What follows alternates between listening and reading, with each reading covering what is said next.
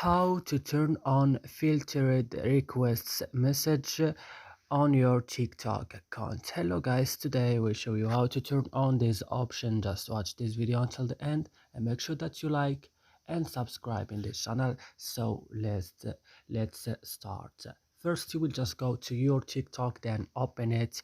After this, when your TikTok is opening, guys, we'll just go here to your profile, open your profile, then go to this three line at the top of the screen, then go to settings and privacy. After this, when you go to settings and privacy, you will go to privacy, and then you will go to direct message, then you will go to filtered requests. Then now you will turn on this option by going here on this icon, that turn on it, and that's it will work with you. That's it guys, I hope this video is useful for you.